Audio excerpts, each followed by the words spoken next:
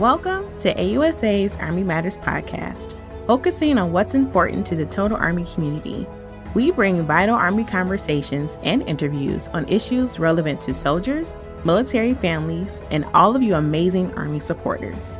Rotating each week, our show includes Soldier Today, Leading Great Teams, Family Voices, and Thought Leaders. Let's tune into the show.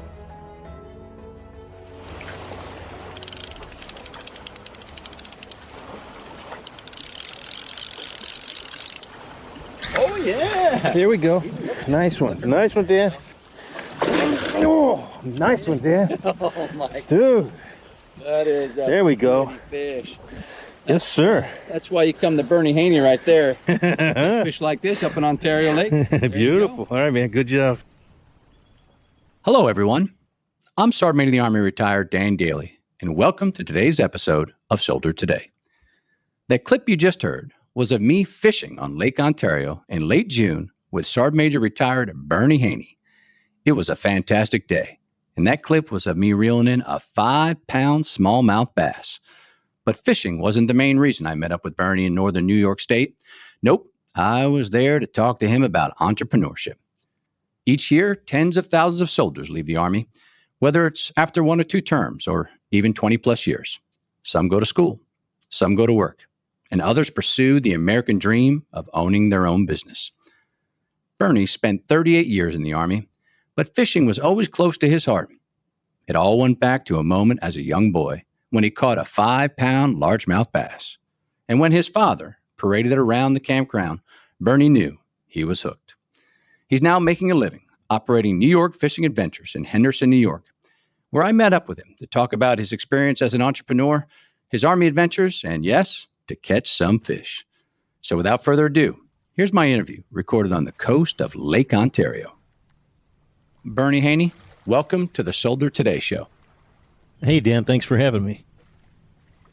Burnie, I thought we'd begin as we always do here on Soldier Today by getting to know you. Burnie, could you share with us a little bit about yourself? Where'd you grow up and what made you want to become a soldier? Well, for me, that's a pretty easy one. I grew up in central Illinois in McLean and Tazewell County in the 70s. I joined delayed entry in 1977, and I went on active duty in 78. And the reason I did that was twofold. Really didn't have the money to go to college, and my grades weren't super stellar, but they were enough to get me by. But the other thing was at age 17 back then in Illinois, you couldn't really get a decent paying job because you couldn't get insured by anybody until you were 18. So I signed up, did delayed entry. Next thing I know, I'm in basic training in June of 1978, wondering what I'd got myself into, but it turned out okay. What made you stay?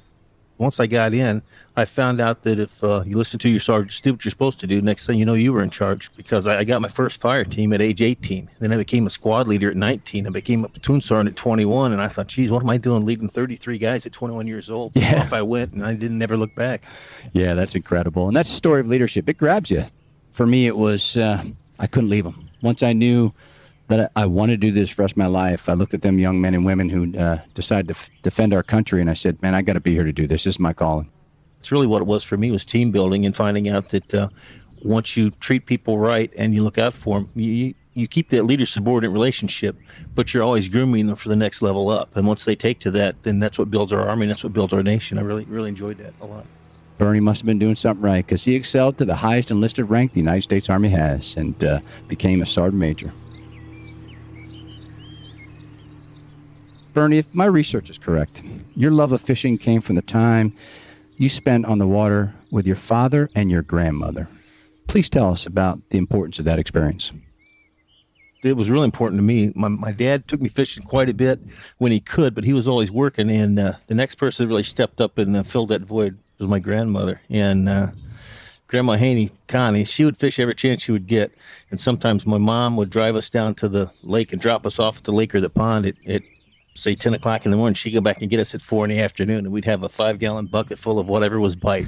But we just had a great time, and through her enthusiasm of teaching me how to fish, I realized that, hey, anybody can fish. That's the neat thing about fishing.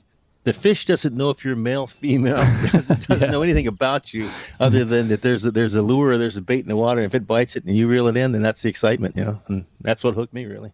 That's incredible. You know, that mystery fishing is how I think we all got started, right? You go down there with a rod and a reel and a worm, and it's just exciting to catch something. It is, you know, baseball is the American pastime, but fishing's got to be a second close. It's got to be really close. That's right. But as a young man, did you ever think that this pastime would someday lead to a professional fishing career? And this might sound weird, Dan, but after I'd been in the Army about 10 years, I really wanted to competitive fish. And I said, geez, you know, I almost feel like a fisherman trapped in a soldier's body. But I knew I had a responsibility, commitment to the Army, and I stayed with that. And then once I got done, I says, you know, I am going to pursue this. And that's what led me to New York fishing adventures. And I've never looked back since then. It's been great. As you mentioned, throughout your life, your ability to pursue your childhood passion was slightly interrupted from time to time due to a very successful career in the Army. Did you stay with the sport throughout your career? It's one of the things that I did in between deployments. I would fish, but I enjoyed it and made a family outing of it when I could. But the thing for me, too, was that as I grew, like we talked earlier, throughout my career, being in charge of different folks at such a young age, there was a lot of stressors. Because you're hoping you're doing the right things. You're pretty sure you've been trained what to do, but until you put it in practice, you're not sure you're doing the right thing. And fishing would allow me to get out on the water, kind of just forget about everything except me, the water, and the fish, and just relax and really unwind and decompress. And while we're talking about that, one of the things I was able to do at Fort Drum back in 2007, I started a program called Take a Soldier Fishing. Through the use of the New York Bass Federation, I would solicit boat captains. So they would bring their bass boats, and I would put 2 soldiers in each boat. And over a 13-year period until COVID, and we just had such a great time. And you could watch those soldiers when they come. They were so appreciative. And everybody asked, why do you do that, Burnie? I says, well, when I was a young soldier, I always wished my community would have reached out and kind of do something to assimilate me into the community. Because when you come here, you embody and you become part of the community. When we had to unplug it during COVID in 2020, everybody's, oh, you sure we can't do it? And it was a great stress relief for our soldiers. They really enjoyed it a lot. Yeah, I bet. And there's nothing like listening to a soldier story and then giving them a craft, like teaching them how to fish, especially with the people you fish with. They're at another level. We're going to talk about that a little bit more. But Burnie, you got quite serious about fishing in 1992. Can you talk about becoming a professional tournament fisher? Yeah, I can. It's kind of funny. I got out of Ranger School in 1987, and I bought me a little aluminum boat, and I started fishing around here. And then I found out there was a bass club up here in 92, and the guys invited me to join the bass club. And the first tournament we had was for pike because bass wasn't in season yet. So I caught 5 big pike, and I won the tournament. Like, oh, wow, who's this guy, you know? I says, well, guys, I'm new to you, but I'm not new to fishing. I've been fishing my whole life. Yeah. And so that kind of started it. And I ended up fishing all over the Northeast region. I fished in mainly New York waters, and was able to qualify for a couple big tournaments, going there fishing for $100,000. I thought, well, that's pretty cool.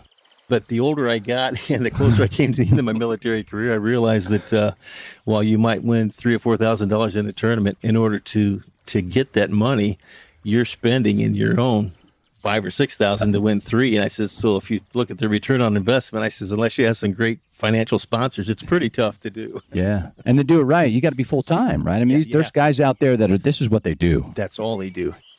But it sounds like those guys, the first time you went out there with that aluminum boat, they were judging you by your boat, weren't they? They were. They absolutely were. Yeah. They all had the big, shiny, flashy bass boats, and here I come with a little aluminum boat with a 30-horse motor, and like, who's this cat? Yeah. Well, Burnie's got one of those shiny bass boats these days. We went out on Ozark Lake today, and we caught some fish. More about that a little bit later. We'll hear more from Burnie after this break and find out how to win professional fishing tournaments.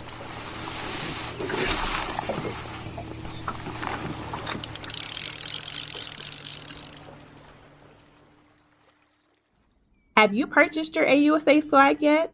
Be proud to show your support for AUSA, which in turn shows your support for the U.S. Army and our soldiers.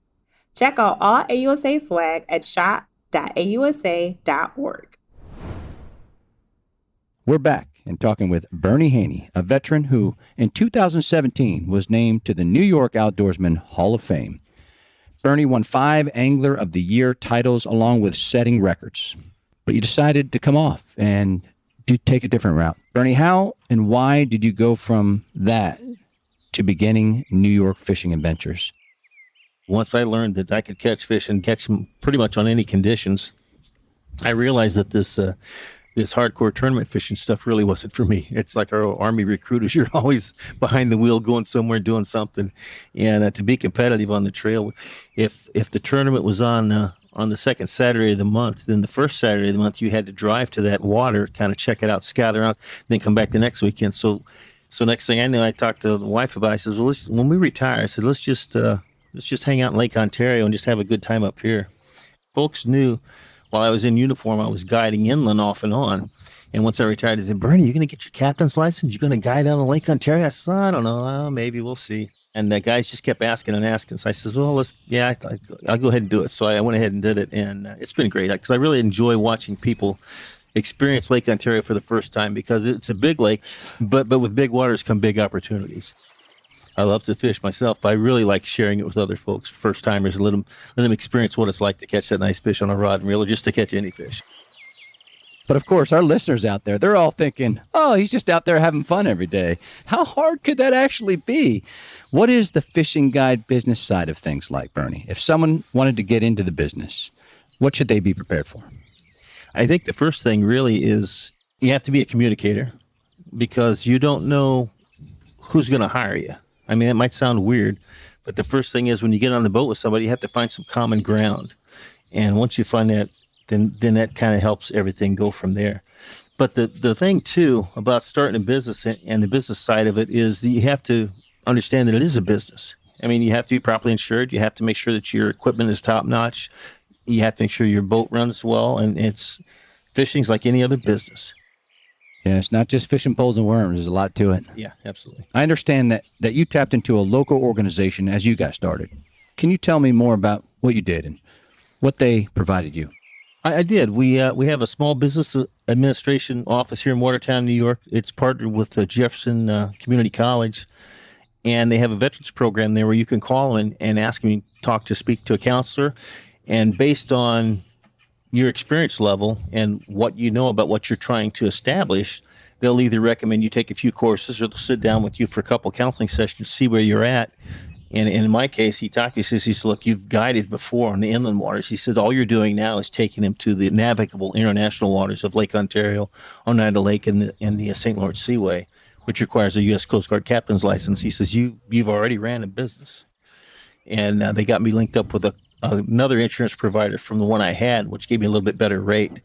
And so that was the key thing, too, is that you need to make sure you're properly insured. It's like any business, but you have to set yourself up for success and don't leave yourself vulnerable and get yourself compromised if an unforeseen situation occurs. Be prepared. Yeah, absolutely. Now, you have told me in the past when we first talked that you often use the expression of logistics drives maneuver. Now, for our military listeners out there, they're going to know that term. Can you tell me what that means for an entrepreneur? A lot of my civilian counterparts I met out here in the local community since I've gotten out, I use that phrase when I introduce myself to them when they ask me to join the project. Well, what do you mean? I says, well, you can't do anything unless you have all the resources you need to effectively do it. I said, think about the fact that you wanted to go to the store and buy a gallon of milk. Well, what'd you do?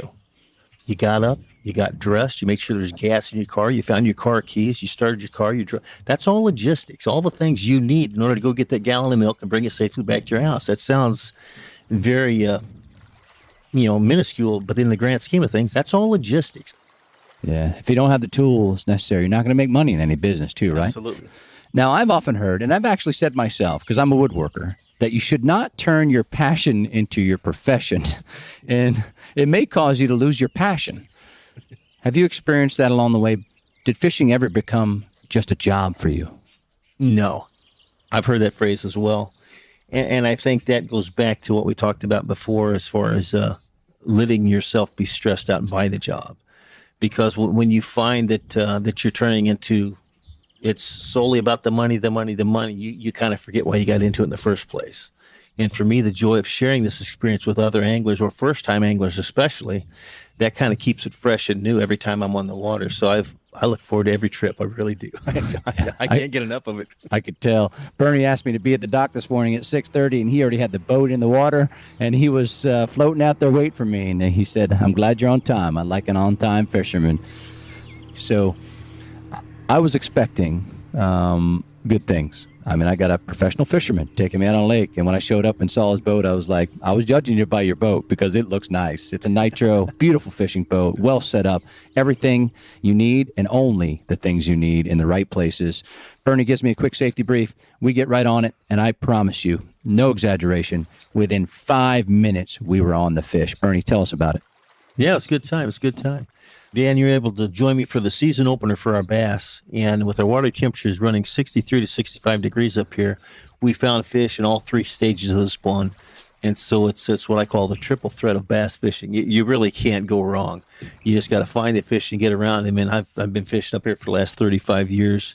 And that's the other thing I would tell folks when they ask me about, oh, wow, it's the price for an 8-hour trip. I said, well, you're not buying an 8-hour trip. You're buying 35 years of experience on Lake Ontario. And if I've done my job correctly as your captain today, when you come back here under the same seasonal conditions, you'll know where to look, what to use, and how to catch these fish. And if I'm doing my job truly as a captain, I've taught you how to exploit this fisheries to your full advantage. Yeah. Well, you did it today because a course of 4 hours, Burnie quadrupled the number of smallmouth bass that I've ever caught in my life. And then he took me around the corner. He said, Dan, that's not enough. We got to put you on a big one. The big one, we went out to Galoo Island. There's an area out there that has traditionally held really big spawners. And I found this fish yesterday when I did a little recon before Dan came out and joined me today. And I knew that fish was there, so I thought we could catch her. We went in there. She was a little shady, and then we got her to bite, and we got it on video. Dan's reeling in a 6-pound smallmouth. It's one of the best fish I've seen this season. That's right. This isn't a fish story. We actually have photographs of that one, so it was an amazing experience. Well, Burnie, thanks for being on the show and sharing your incredible story of being a soldier, a Department of the Army civilian, turning your passion into a sport, becoming really good at that sport, and then converting that into a business. If people want to learn more about the New York fishing adventures, where can they get more information? Our listeners can go to my website, which is, it's just my name, Burnie Haney, BurnieHaney.com. And that'll take you to New York fishing adventures, and you can see all about me. I've done a lot of fun interviews for the podcast, but I have to say, being out on the water, catching and releasing fish like that, this was one of my favorites. Thanks so much to Burnie Haney for being on today's episode, for sharing his experiences, and for his continued service to our country. And thanks to you, our listeners. I hope you enjoyed today's episode as much as I enjoyed recording it. And join us next week for another great podcast. To all our listeners, thanks for joining us. Be sure to subscribe to the Army Matters podcast on iTunes and everywhere podcasts are found. The Army Matters podcast series is brought to you by the Association of the United States Army, the U.S. Army's professional association, member-supported, Army-connected. Visit us at ausa.org for more information or to become a member. Your membership helps AUSA continue to carry out its mission to educate, inform, and connect with the total Army, our industry partners, and our supporters of a strong national defense. For questions or to provide topic recommendations, email us at podcast@ausa.org. Have a great Army day. Hua.